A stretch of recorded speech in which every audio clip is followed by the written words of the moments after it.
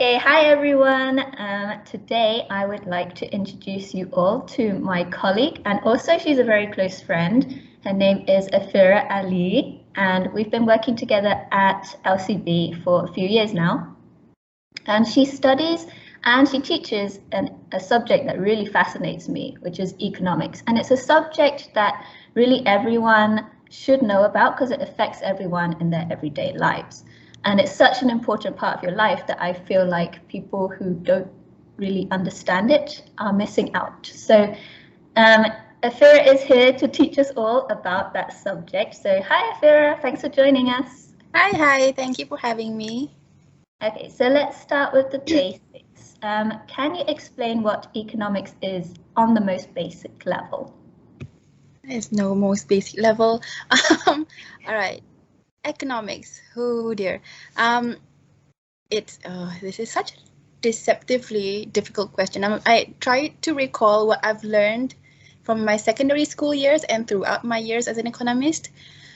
Okay, well here goes. All right, we live in a world where we have limited resources, right? I mean, sure, there are a lot of resources in the world, sure, but it's all limited. And as humans, as individuals, we are very, very greedy. We want everything, but we can't have everything because the resources are limited, right? So what do? We have to make choices. We make economic choices every single day by answering the question, how do I allocate the scarce resources that I have to make me the most happiest? And for some people, the choices are easy because different people have different resources.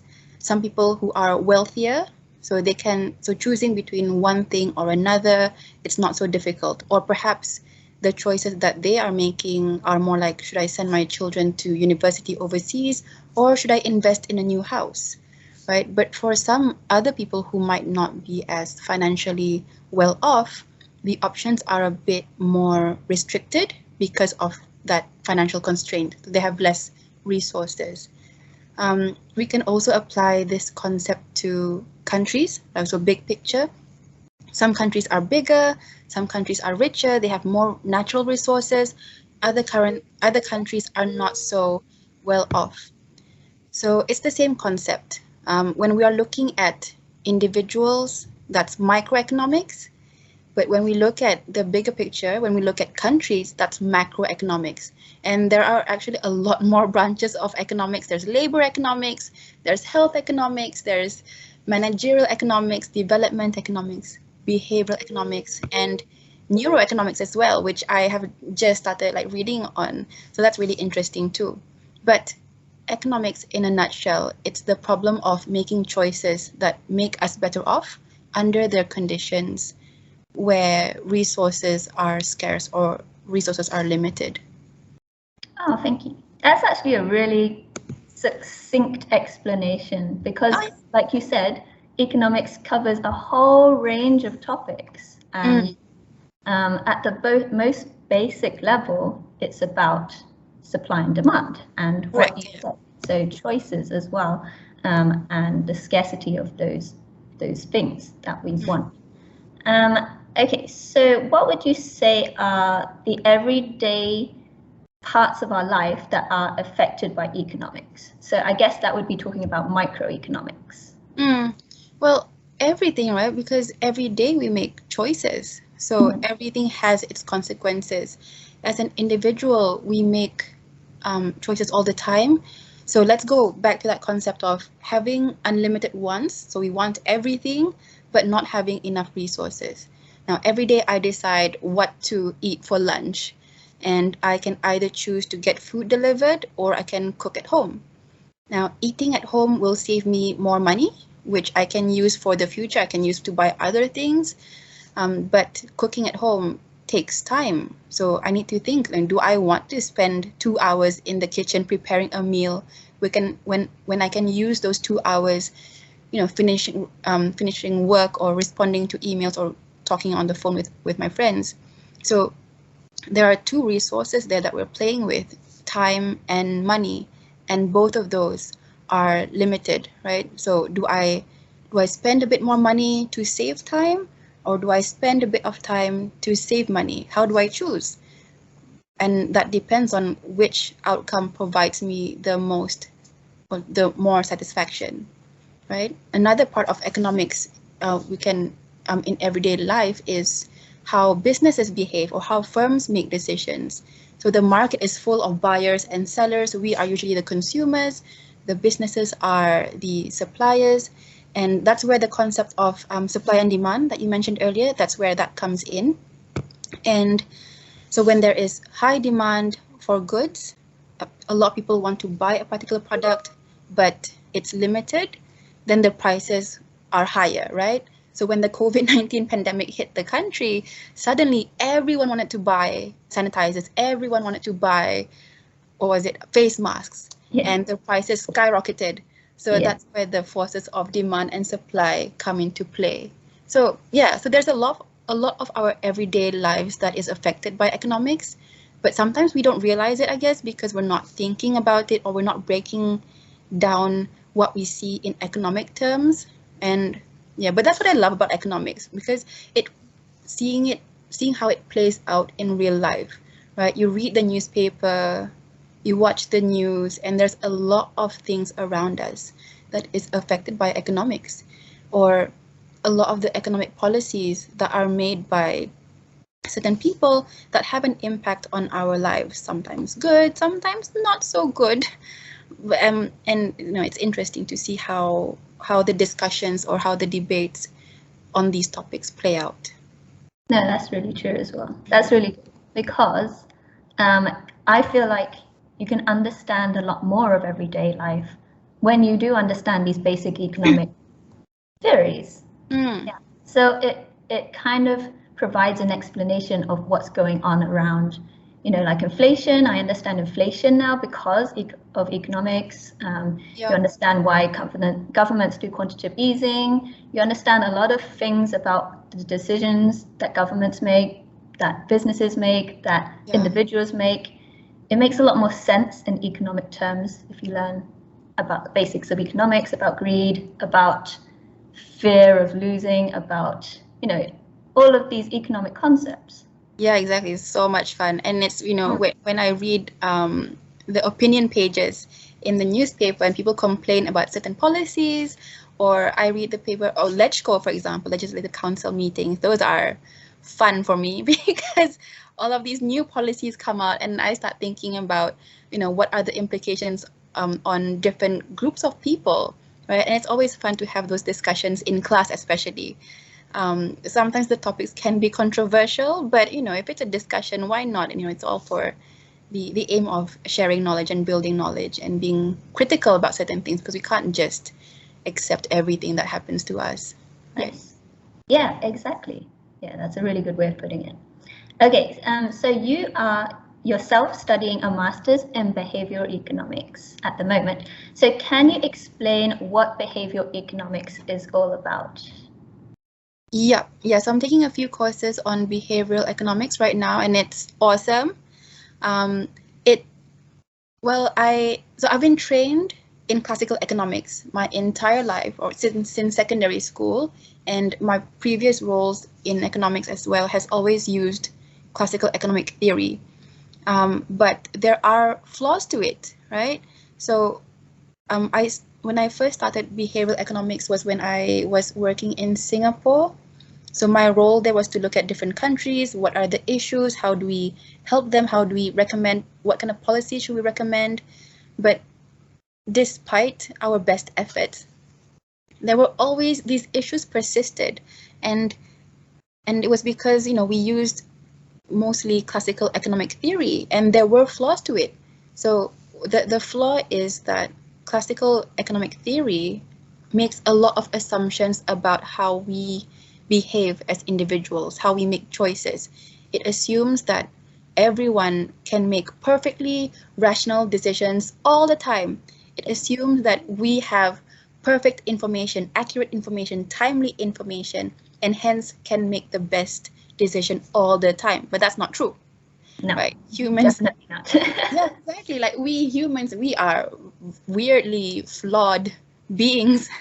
And we make horrible decisions all the time. we're not rational. We make emotionally fueled decisions, and we know how that turns out, not so good. And another reality is that we don't process information completely or quickly. So we make all of these choices and decisions based on all of these flaws and all of these imperfections, which leads to suboptimal outcomes. So that's where behavioral economics comes in. So there was a realization to tackle the deeper part of how humans think and how humans understand or make choices. So the behavioral economics, it suggests that, or not suggests, but it tackles the human psychology part. So it tries to combine psychology with economics. So when we understand how humans think at that level, we can understand how they behave and then understand how they make these economic decisions. So if we're able to identify the root causes of those flaws, then we can design better policies and implement better policies, so we ultimately make better choices in the future. Yeah. Well, that's really good, because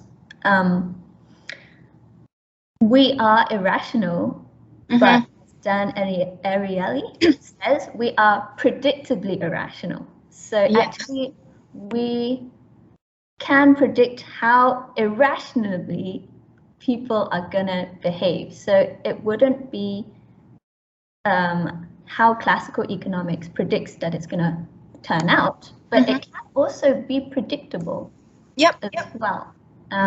So that leads on to, there are a load of experiments that behavioral economists do to kind of prove all of these irrational behaviors and theories of human beings. Can I ask you which one is your most favorite experiment that is in behavioral economics? I say most favorite. I have to choose one. Okay, no. You can explain a few. Yeah, I like that you mentioned Dan Ariely, because we are predictably irrational. The flaws that I was talking about, our imperfections, they're not unique. So we are all equally irrational because we equally make the same mistakes in judgment. So, and there are a few experiments that look into this, or there are several authors whose work that I enjoy reading, and Dan Ariely is one of them. One of the experiments that really stuck with me is the experiment that illustrates what is called present bias. Right, so it's a fancier term is hyperbolic discounting, but let's keep it to layman's terms. And that implies that people would rather choose smaller but immediate rewards rather than wait for a larger reward sometime in the future. So in the experiment, people were asked two questions. The first question was, would you prefer $100 now or $120 in 1 week? Most people in that experiment chose $100 today. The second question was, would you prefer to get $100 in 1 year or $120 in a year and a week? For that question, they preferred the $120 later. So it doesn't make sense. There's an inconsistency there. And the reason why it doesn't make sense, there are two reasons that are related to each other. The amount of time you have to wait in both scenarios are the same, right? You just have to wait an additional week to get an extra $20. So why would there be an inconsistency between choosing that now or a year later? So that is because of that present bias, right? So we are impatient. We prefer immediate rewards in the short term, but we're more patient when it comes to in the long term. The other reason why it doesn't make sense depicts our so-called laziness or inability to process information. Now, in any case, the person should have always chosen the $120 later, because it makes more financial sense, right? Because if you get $100 now and you put it in a bank, there is no way that bank is going to give you $20 return within a week, impossible. So you should have always chosen the $120 in any scenario, but we don't. Again, why? Because we don't sit down to think about it. We don't calculate interest rates in our heads. We don't calculate, the different returns from each bank. All we care about is getting the money now. The appeal of getting that money now is a lot more stronger, and we just completely forget to sit down and think rationally and process information completely and correctly. Yeah, that's one experiment. There is so more. I feel like you want to explain another one. Yes, I do. I would really like to hear about another one, because that one was really interesting. I've never heard of that one before, but yeah. It's so interesting, all of these experiments, because you would think that people would think things through rationally, but actually, as a whole, we all would just choose the immediate reward right now. Like when you were explaining that, I would be like, it would be a bit stupid if you got the one week later. I would want it now. Yeah, So exactly. But I think thinking about it now, we're a bit more rational. So, but in that present moment, people were not thinking rationally. They were not calculating things. Yeah. So, yeah. Can I give you another example? Yes, Yay. So, the other experiment. So, I remember how I said, like, every day you see things, that's affected by economics, or we're affected by economics all the time. Now, the other experiment is interesting, and I like it because it illustrates the middle bias. Now, coffee shops such as Starbucks, they always have 3 different sizes of their coffees. And that's on purpose, right? It's because they want to take advantage of the customer's laziness to think about, to process too much information when they make decisions. So the experiment was, given 3 choices of sizes for drinks or snacks, people in the experiments would tend to choose the middle option, because what goes on in their heads is, okay, the middle one is not too big, it's not too small, it's just right. Right? So that's how people just think really, really quickly. But if the person had taken a bit more time to just assess his or her needs and assess the value of the different sizes, then they may have made a different choice, a much more realistic choice. Like maybe they'll say, oh, actually I'm not that thirsty, so I'll go for a smaller one.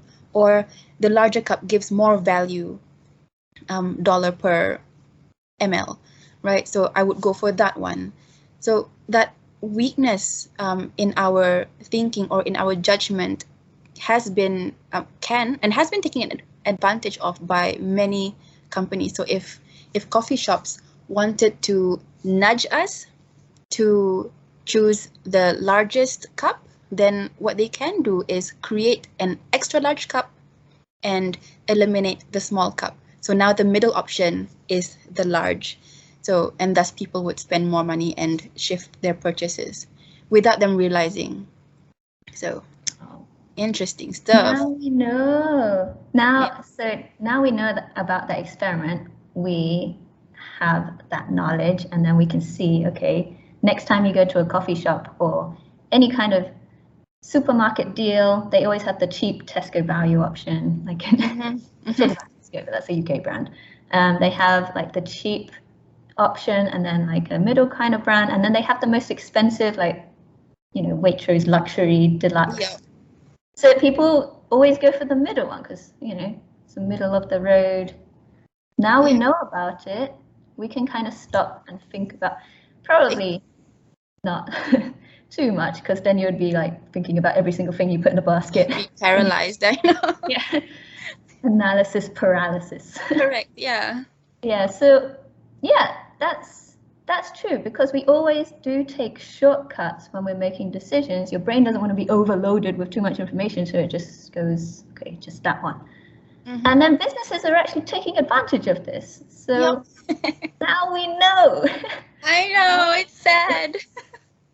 I told you economics would teach you something.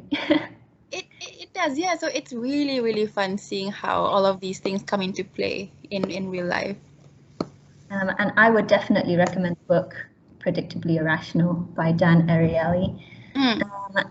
Okay, so to wrap up do you want to wrap up? Oh, that's up to you. You are the interviewer. I am here. Can you point us to any resources that we could learn more economics from? So like from, basic economic theory to maybe behavioral economics, or anything to do with, probably not, like, I don't know, government policy, if you want to learn about inflation, supply and demand, etc. Yeah. Well, if it's behavioral economics, there's a lot of I like, okay, obviously there's textbooks, but those are boring, right? There are a lot of authors who try to, who have successfully written books on economic theory that, and they write it in such an accessible way, right? Dan Ariely is one of them. Richard Thaler, I think, is another behavioral economist, sorry, who writes a lot of books. So Nudge is from him. So that's Richard Thaler and Cass Sunstein. Really good. But I would start with Dan Ariely first. There is a blog that I like on LinkedIn. So Pei-Ying Chua writes a blog called Economics in a Nutshell. So it's really, really small snippets, and she covers, different parts of economics. And sometimes she talks about labor economics, sometimes she talks about economic development, and sometimes it's behavioral economics. So those are the fun, really short stories about how our lives are affected by economics. I would also recommend on YouTube, if you want any videos, Crash Course Economics. Oh, really? Okay. Yes. I have not watched a lot of Crash Course. So I've been watching Crash Course Philosophy, and it's asking a lot of, or it explains how philosophers think about the proving and disproving the existence of God. So that's a bit of a controversial topic, but philosophy, it covers stuff that's not to do it covers everything, right? Yeah. Questioning why we exist. Just think about life. Like, what? Yeah, there's a book that I recently read. It's called Neuromarketing. So it's by Peter Steidl, and that covers the neuroeconomics side of how we make decisions. Really interesting as well. And they also have these little case studies on how businesses can take advantage of those things. So in my course, I had this group assignment, so we had to write a marketing plan for Ferrari. So how do we get people hooked onto the Ferrari products and whatnot, using all of these different tips and tricks, and accessing the way that people think on that level. So is neuroeconomics the same as behavioral economics? It is, but it tries to look at more scientific stuff. So you look at which parts of the brain are engaged or during certain making of decisions, right? So for example, you look at your feelings of jealousy, feelings of greed, and which parts of the brains are activated and how they make decisions. So it's really, really interesting. So that bridge between now neuroscience, psychology, and economics is there. It's still pretty new, but a whole lot of potential, I feel. So especially in marketing, when you understand how people focus on certain information, it allows you to design better advertisements. So usually people tend to focus on the center of the advertisement, or certain colors really attract attention or elicit certain emotions. So again, that's why that color theory is really important and really helps the business get more customers, I guess, because you can elicit these different feelings unconsciously. That's what I want to learn about. I want to learn how companies make money off of us. Yeah.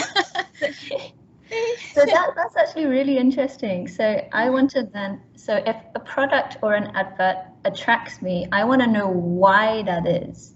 So it's appealing to you, like, as the consumer, as an individual. So that's really interesting to learn. So I'm definitely going to check out neuroeconomics, neuromarketing. Yes. Yeah, there is a video. I'll send you a link later. It's a really short video, so but nice introductory one.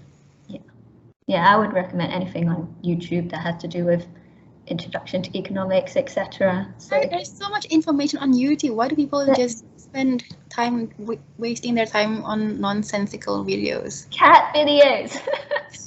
Cat videos are not nonsensical. They are fun. No, that is essential. That is true. Yeah. Cat videos are essential. Those are life. Okay, that was a bad example. Yeah.